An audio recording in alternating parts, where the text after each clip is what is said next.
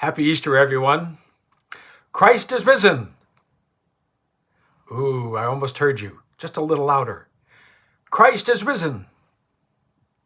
Oh, that was great. Well, if you're like me, you're feeling a little cooped up right about now. So I have an idea. Let's get out of here and go on a trip. Come on. Let's go to Egypt first. I was there about 10 years ago. Here you see a picture of the Great Pyramids of Giza. We also visited the Valley of the Kings, where the tombs of the Pharaohs are, including the famous King Tut tomb. I learned that as soon as someone became Pharaoh, they would start working on their tomb right away. When a Pharaoh died, buried with him would be all kinds of comforts and wealth and food to sustain him in the afterlife. And they were each buried with the Ankhs, the key of life. As far as is known, that key has never been used. So now let's go on to China. Our son Chris lived there for 10 years, and Jeannie and I had to visit several times. Besides the Great Wall and other sites, Chris took us to Tiananmen Square and Mao Zedong's memorial that you see here in the picture, a large squarish building where Mao is lying in state. So we got in the long line, got in to see him. The serious guards allowed us only a few seconds of viewing time. Later we learned, though, that sometimes when the weather is warm, they put a wax version of Mao in his place, so you don't really know which Mao you're going to see. Now let's get back to the Holy Land and to Jerusalem. And let me tell you a humorous and possibly true story. Remember the name Nikita Khrushchev, the former Soviet premier of the late 50s and early 60s, who was discredited and cast out by his own Communist Party? After he died, the party leaders didn't know what to do with him. They felt uncomfortable with the idea of burying his body on Soviet soil. They first called then President Richard Nixon and asked if the U.S. would consider taking Khrushchev's corpse. Nixon had his own problems at the time and declined. Then the Soviet leaders tried Golda Meir, then Prime Minister of Israel. Mrs. Meir was agreeable, but she added, "I must warn you that this country has the world's highest resurrection rate." Now let us journey to a garden just outside the city walls of Jerusalem. We just read that incredible gospel account, and the reason you and I and much of the world, despite our social distancing, are still celebrating as one in this season of Easter today. Let me guess some of your questions. What does this story have to do with the situation you and I and the world find ourselves in? How can Mary's experience on that first Easter Sunday help me right now, when my own home is feeling kind of like a tomb and I can't gather with my extended family and friends? How can there still be joy and meaning on this Easter morning? As I read the story again, I read it in light of what we are all going through now. And as I read it, I found three parts to the story that helped me. First of all, look at that first sentence of the gospel reading again. Early on the first day of the week, while it was still dark. Did you hear that? The first Easter day began in total darkness. And I mean much more than the early hour. There was a sense of hopelessness and despair that enshrouded those who followed Jesus. The future, which they thought was certain, was totally disrupted now, even frightening. The disciples all believed that Jesus was God's chosen one, the one who would usher in peace and prosperity to the whole land. And now he was killed in the most humiliating and brutal fashion on a cross. And now maybe they were next. And where do we find the disciples later in the same story, but hiding behind locked doors, doing their own form of social isolation out of fear? Well, you and I are almost a month into this sequestering. I don't know about you, but for the first week or two, I think I was in a kind of a state of shock, numb to what was really going on and what it all meant. And now I can see that maybe depression is really setting in for many people. As I was reading recently, 1 in 10 Americans are depressed, and that was before the coronavirus thing started. Many are dealing with their own darkness. So depression is a common experience I was reading about a young lawyer who descended into the valley of despair. Things were going so poorly for him that his friends thought it best to keep all knives and razors away from him for fear of what he might do. In fact, during this time, he wrote in his memoirs, "I am the most miserable man living. Whether I shall ever be better, I cannot tell. I fear I shall not."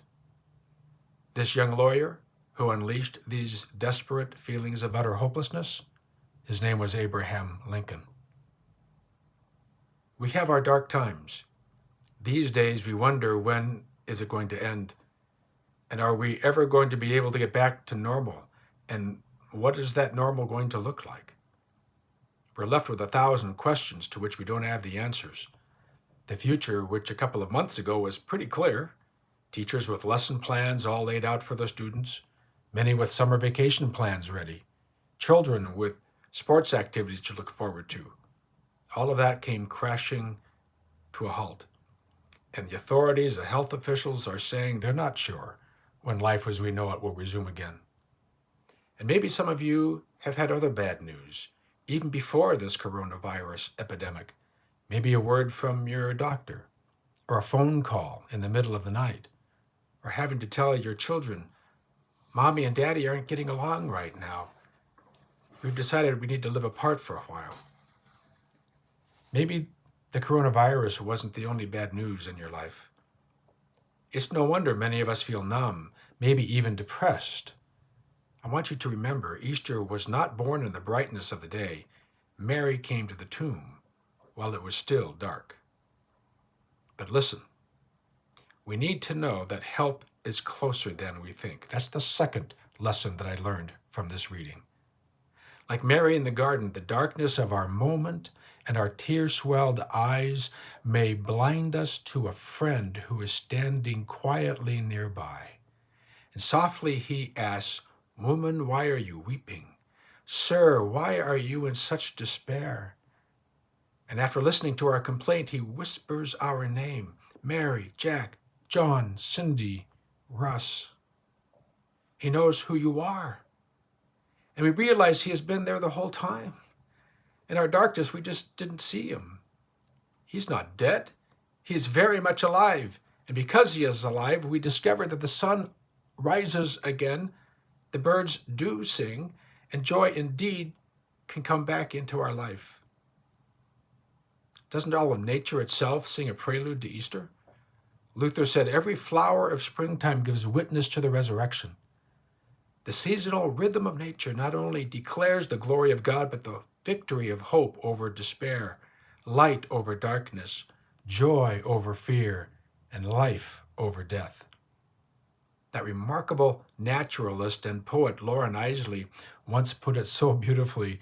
He said that we live in a world where even a spider refuses to lie down and die if a rope can still be spun to a star. Let me say that again. Even a spider refuses to lie down and die if a rope can still be spun to a star.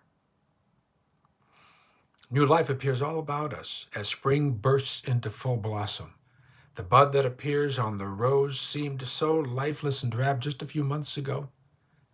This is God's whisper to us. There is still beauty. You can make it through. I am nearer than you can imagine. I will not let you fall.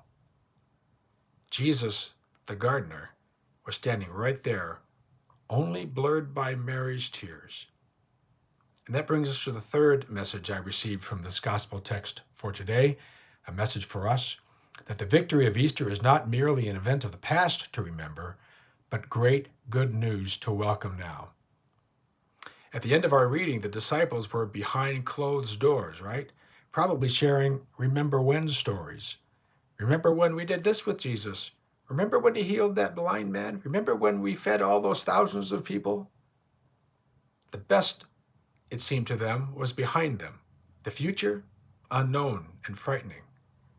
But then Mary burst in and totally transformed their world, exclaiming, "I have seen the Lord." Do you know what makes the Christian church so unique?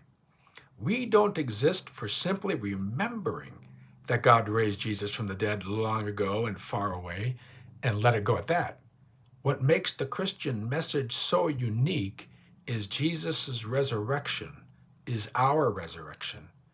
Easter Day is our new day. The resurrection means that God's love and purpose will never, ever end. I like the story of Agnes, an elderly woman who asked the pastor to come over and discuss something important. Well, the pastor was curious. When he arrived, she told him that she wanted to discuss certain aspects of her final wishes. She told him which songs she wanted sung at her funeral service, what scriptures she would like to have read, that she planned to be wearing her pretty yellow dress, and that she wanted to be buried with her favorite Bible, which she had nearly worn out from years of reading. Thinking everything was in order, the pastor stood up to leave. When Agnes said, "Pastor, there's just one more thing." "What is that, Agnes?" the pastor asked. "Well, this is very important," she continued. "I want to be buried with a fork in my right hand." The pastor looked at Agnes, not knowing quite what to make of this.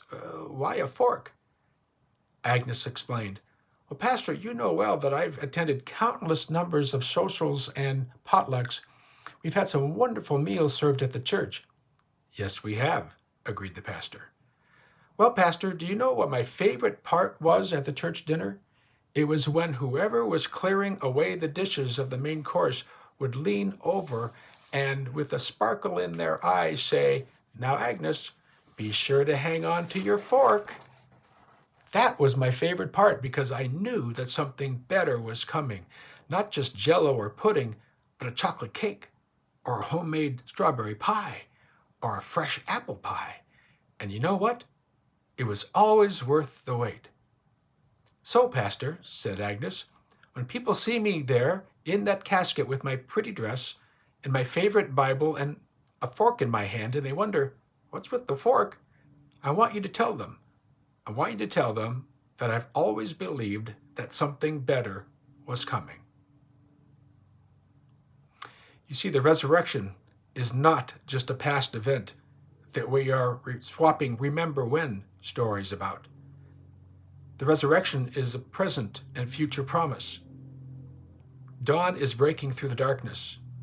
There is a friend standing nearby, closer than you think, and his name is Jesus, and he is calling your name.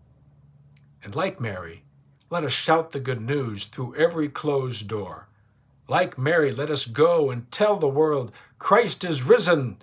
He is risen indeed. We are risen. We are risen indeed. Let's say that again. Christ is risen. He is risen indeed. We are risen. We are risen indeed. And tell them it will be worth the wait. Tell them to hang on to their fork because something better is coming. Amen.